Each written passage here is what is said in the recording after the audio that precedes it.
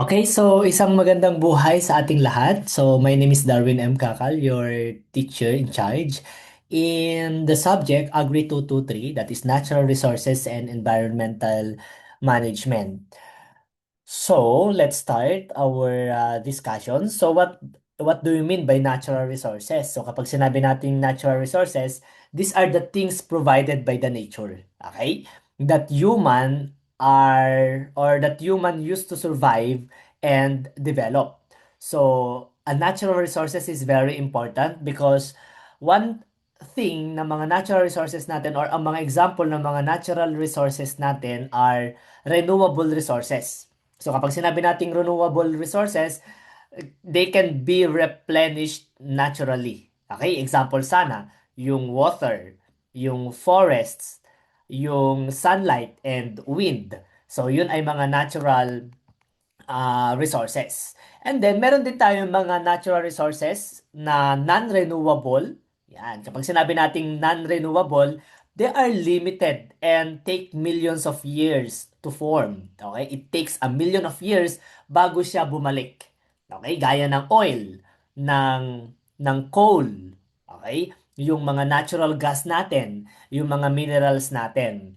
Napaka-importante ng mga natural resources natin because natural resources provide food, water, yung mga clean water, natural spring na mga tubig, yung air, yung shelter, kung saan nakatira ang mga biotic agent.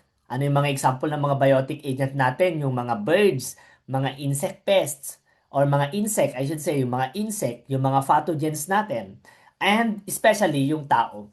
And actually, the natural resources supports industries and economies. So that is the importance of natural resources.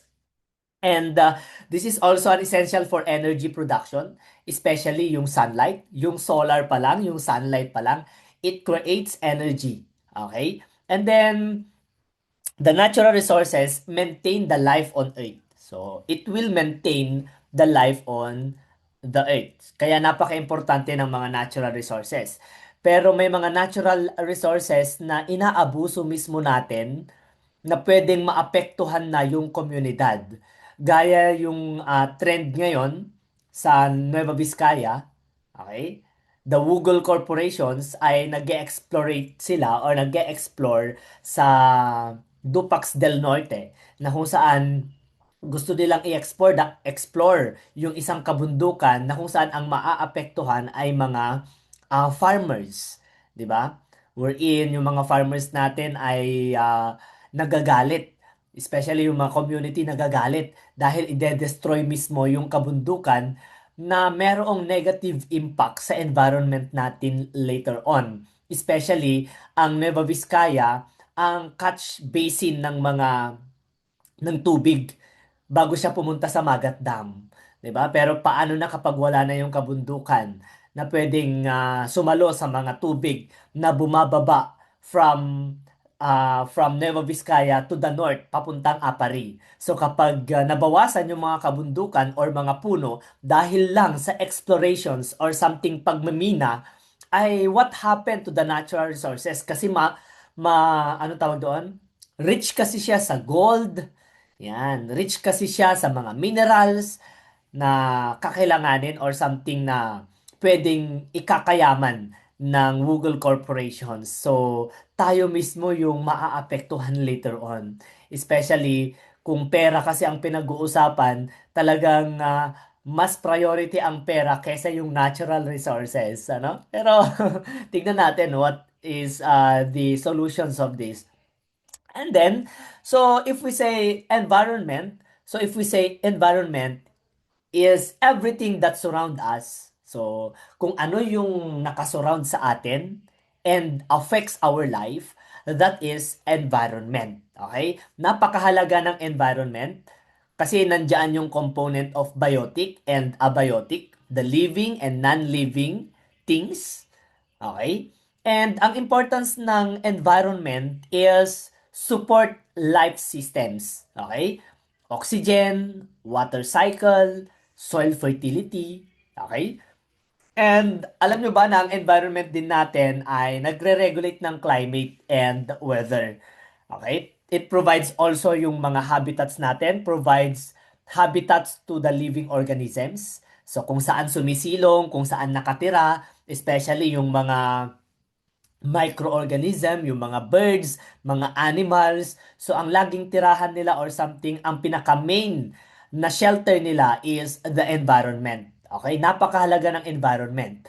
So malaki yung negative impact kapag nawala ang environment. Negative impact sa atin. Especially tayo mismo ang unang maaapektuhan. Okay, madaming mamamatay in case na hindi maganda ang pag-manage natin sa mga environment natin. Okay?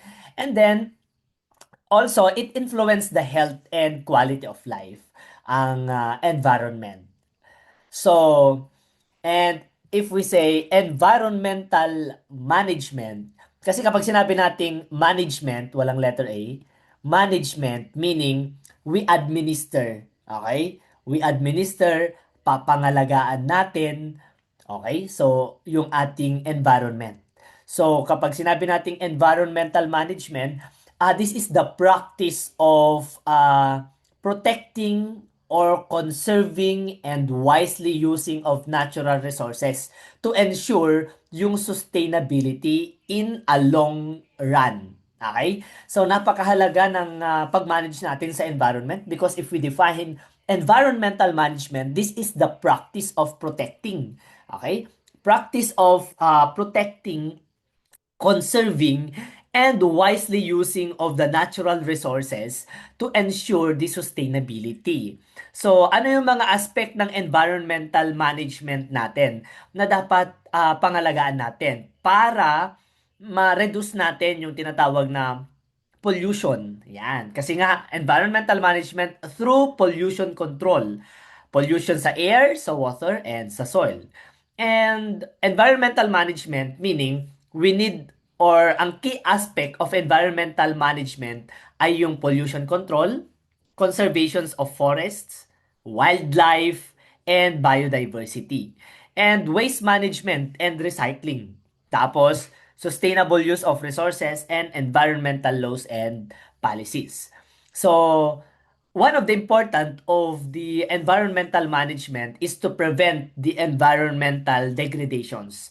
Dapat hindi ma-deplete yung mga presence ng mga organism na nandoon like yung mga puno, dapat ay hindi magkakaroon ng mga erosions and then ensuring also the resources for future generations. Kaya pinoproteksyonan ng Dupax del Norte ang kanilang mga lupa for the future generations. Kasi kapag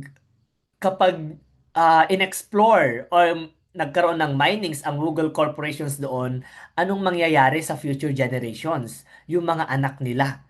Okay, wala nang mamanahin na lupa kasi nga contaminated na later on, sira na mismo yung lupa, hindi na siya magagamit. So it promotes also sustainable development and maintain the ecological balance. So, yun dapat yung mga tignan natin. Ano?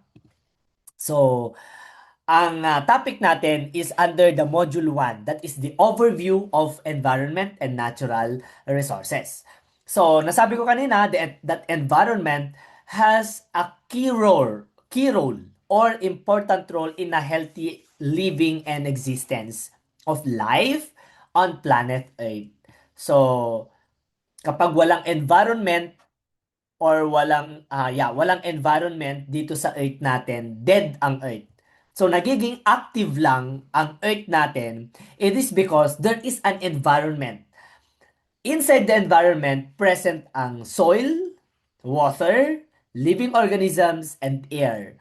Okay? Kapag meron yung tatlong abiotic, like yung air, water, and soil, merong mga creatures na pwedeng mabuhay doon. Tingnan mo yung Mars, tingnan mo yung ibang mga planet. Kulang kasi sila sa mga kulang kasi sila sa mga aspect para masabi mong there is an environment on that. Okay? Kasi kapag environment, pag pag-uusapan natin yung environment, may mga external, biotic, and abiotic na nandoon mismo sa Earth. Okay? Earth is a home of a different living species. And we are all dependent on the environment. Especially sa atin, we are dependent on the environment for food, air, water, and other needs. So therefore, it is important for every individual to save and protect our environment. So we need to protect our environment. Ano? Laging yan yung sinasabi. Pero ano kayang ginagawa ng DENR or kaya ng ibang mga agency or ng senator na naka-assign sa environment? Bakit kaya ang Dupax del Norte ay inaalaw na mag-explore yung ibang lahi para ma-mine or something i-mining yung isang bundok. Alam nyo, ako against ako doon. Pero what happened in the future dapat? Yun dapat yung tinitignan, hindi yung dahil merong pera, mayaman, and at the same time, may maipoprovide na pera sa mga politiko kasi sila mismo yung nag-aalaw dyan eh. So, what happened? 'Di ba? So, yun dapat yung tignan nila, yung impact. Ganon din dito sa Divilacan, 'di ba? Sa Sierra Madre. Okay, sa Sierra Madre ng Isabela, merong mining sa likod mismo ng Isabela. Okay? What happened? Bakit kaya inaalaw ng government na magkaroon ng minings na pwedeng mag-cause ng impact or mag-cause ng negative impact sa environment, especially sa tao later on, especially sa mga hayop din, 'di ba? Dapat pangalagaan natin yung environment kasi ang environment diyan tayo maasa ng water, ng air, ano? And environmental management, we will be ensuring that the ecosystem services and biodiversity are protected and maintained for equitable use of future human generations. So, and also maintain the ecosystem integrity as an end. So, kaya merong environmental management kasi we need to maintain. Kasi nga, if we defined kanina, kapag sinabi nating environment, we ensure, we administer. Okay? Kasi nga, ang tao ang isa sa pinagkatiwalaan ng Diyos upang pangalagaan ang environment natin at hindi dapat natin sirain. Kasi doon nakatira yung mga life or kaya yung mga may buhay. Kasi ang environment, biodiversity. Biodiverse. So it means madami yung nakatira doon that are protected and maintained. Okay?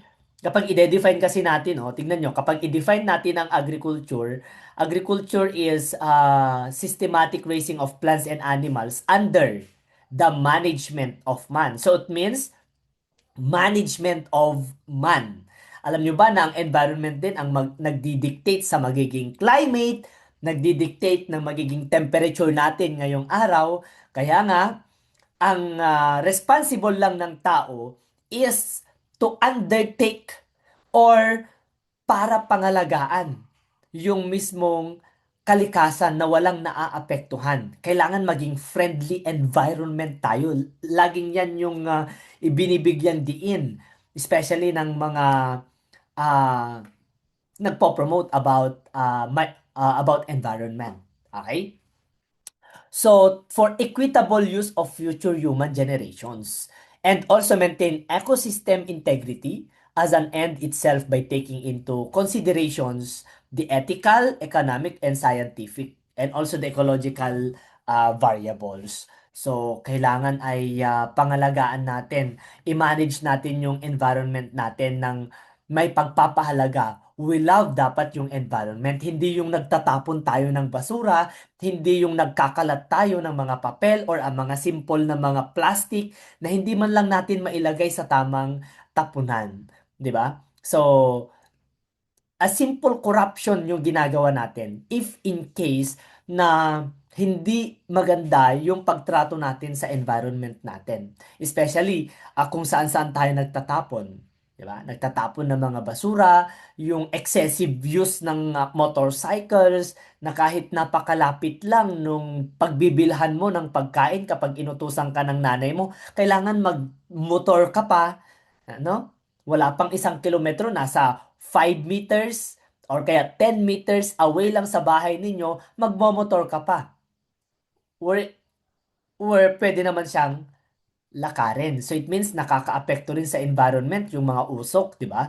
Yung mga yung mga methane.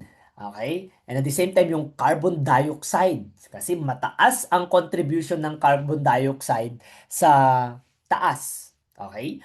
So, environmental management try to identify the factor that have a stake in the conflict that may rise between meeting the needs but protecting the environment.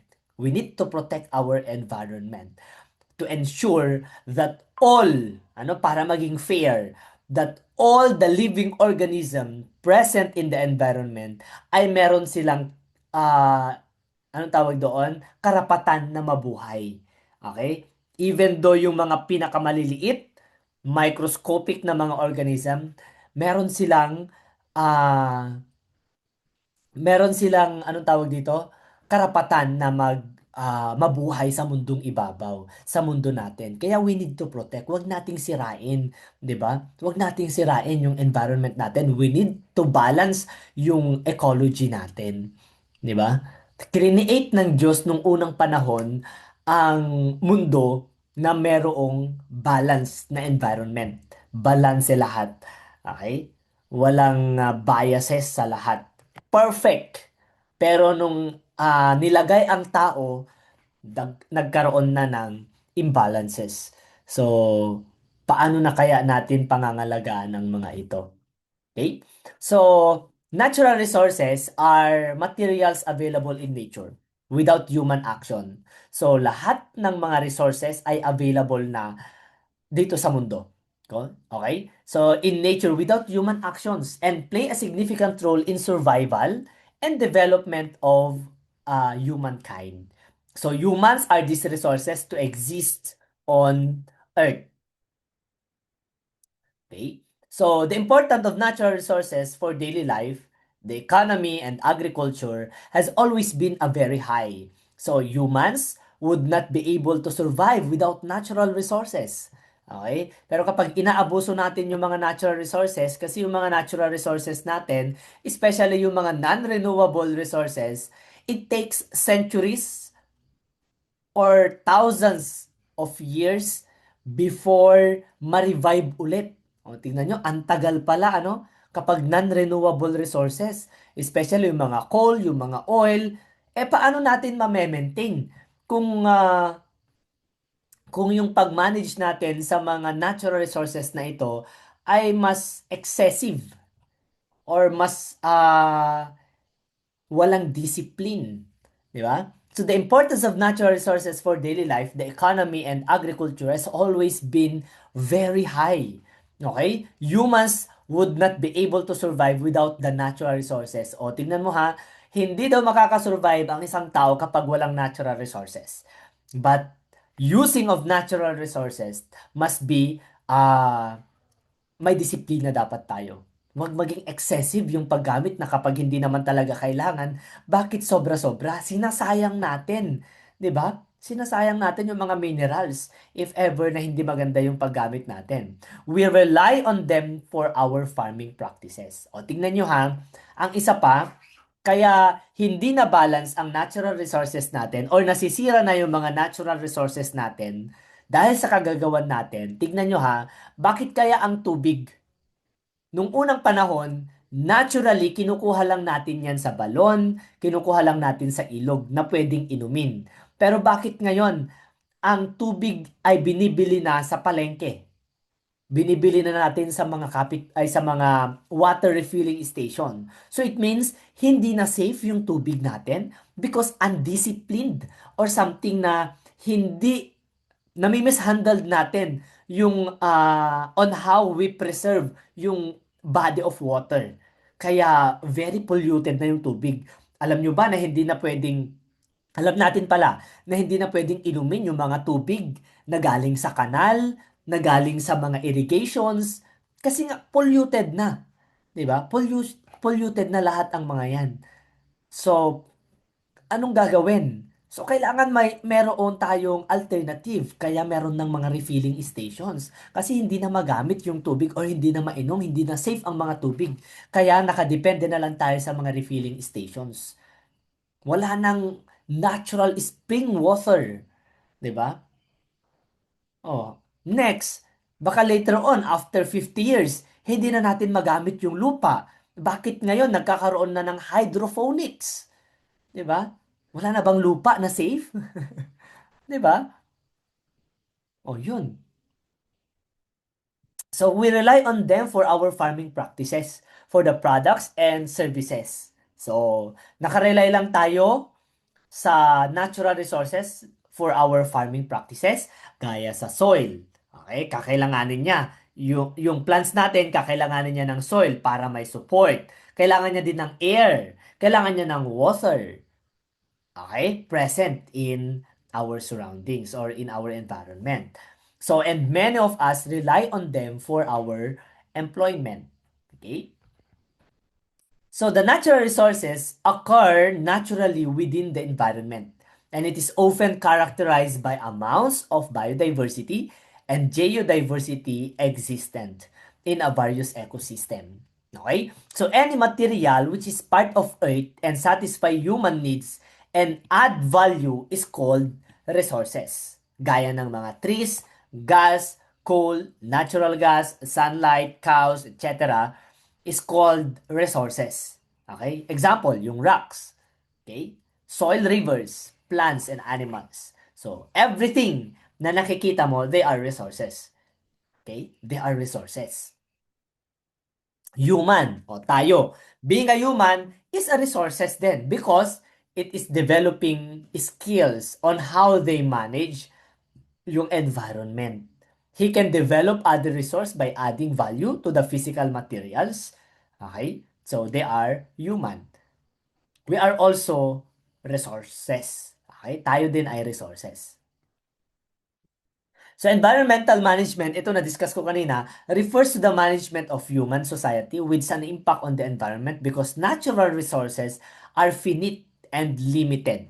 No, tingnan nyo hindi unlimited ang mga natural resources. So, kailangan pangalagaan natin. Pero ngayon, hindi na eh. Tingnan nyo, tubig pa lang, hindi na natin mainom if hindi na siya dumaan sa chemical or something filter para masabi nating safe.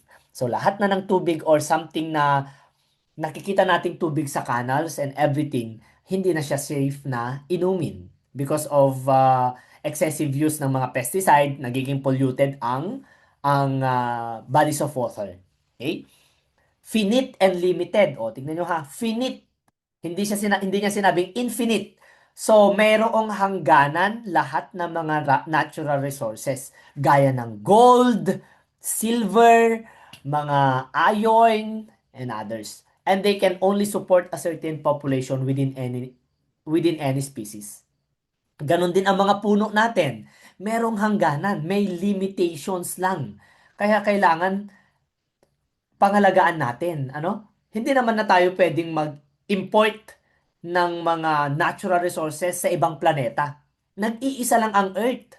Nag-iisa lang ang active na planet na pwedeng mabuhay ang tao. Hindi ka naman pwedeng mabuhay sa Mercury, sa Jupiter, sa Uranus, or kaya sa Pluto. Okay? Alangan napupunta tayo sa Sun.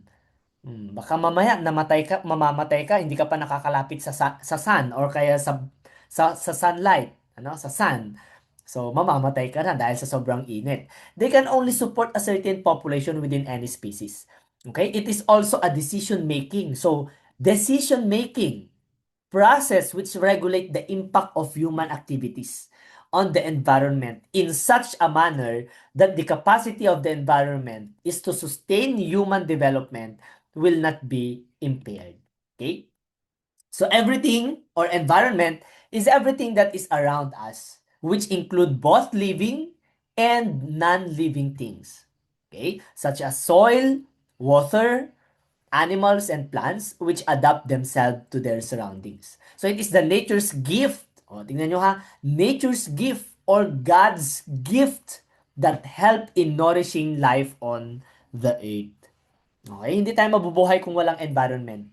Kaya wag nating minahin kasi magkukos yan or later on magkukos sa atin ng bad impact na kung saan nararanasan na natin ngayon. Tignan nyo, nagkakaroon ng flooding, nagkakaroon ng drought, nagkakaroon ng earthquake, nagkakaroon ng mga negative impact, typhoon, 'di ba?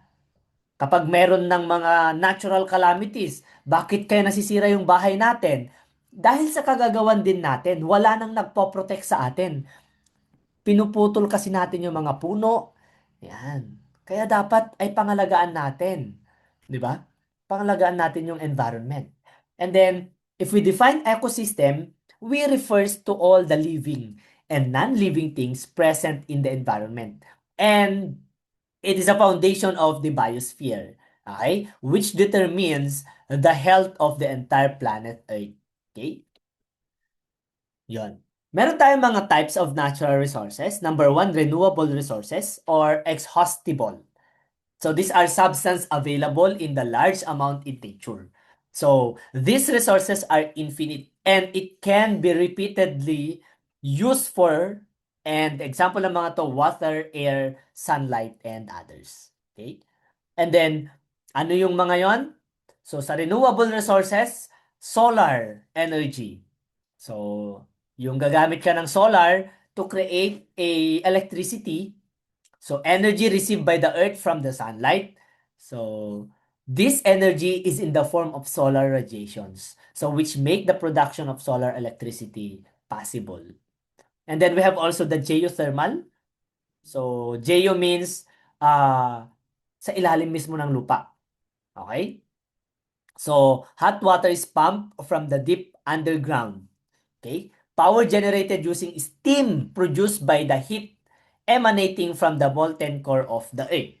Okay? Maaaring pwede rin sa volcano kasi mainit ang loob nun. Pwede rin siyang maging geothermal as source of energy or electricity.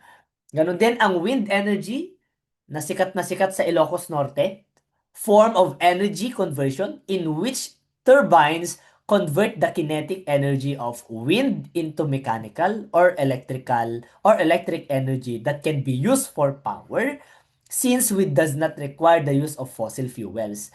It is considered a renewable energy resources. Okay? And then we have also the tidal, called a tidal energy, is a form of hydropower that converts the energy of the tides. Okay? And then we have also the hydroelectricity, gaya doon sa Magat Dam. Okay? So it's a form of electricity which is produced by water power, gaya ng dam. And then we have also biomass. So gaya ng rice hull. Okay, sa rice hull natin, meron tayong mga biomass energy dito sa Isabela. Nandun sa, anong tawag doon? Nasa Alicia. Nandito rin sa Luna. Yung mga biomass energy. This is common name of organic material used as renewable energy. Sources such as wood, crops, and wastes. Okay? So, meron din tayong non-renewable resources. Yun yung mga inexhaustible. Okay? Kaya nga tinawag siyang non-renewable. So, hindi na siya pwedeng ulitin na gagamitin. It takes a year before babalik ulit yung resources na yan. Kaya limited lang. Okay? So, these resources are also available in nature but are limited. And they may end after continuous usage. For example, yung oil and natural gas, minerals, coal, etc. So, kapag i-redefine natin, this is the basis of the classifications of renewable and non-renewable. Kapag pinag-uusapan natin depletion, ang renewable, this can never be exhausted. These are energy resources will be depleted over time kapag non-renewable. In the environmental impact, they have low carbon emission. So, they are environment friendly. So, sa non-renewable naman, they have high carbon emission and can harm the environment. Okay? Kapag non-renewable. And ang cost nito, in terms of cost, these resources have a very low cost. And then, kapag non-renewable naman, high costs. O, di ba? Napakamahal. Kapag area requirements naman, large area is required kapag renewable. Etong non-renewable naman, very small area lang is required for the installation of its power plant. And then kapag sources naman, syempre kapag renewable, yun yung mga solar, energy, tidal energy, wind energy. Kakailanganin mo ng large area. Itong non-renewable naman, minerals, coal, oil, natural gas, in a small area is required. Okay? For installation of its power plant. So, next meeting or next video ay i-discuss din natin all about the threats of unnatural resources. Okay? So, if you have any questions about renewable and non-renewable and the definitions of the environment and the importance of environment in our in the earth, ay pwede kayong mag-comment. So, thank you so much guys and have a nice day sa ating lahat.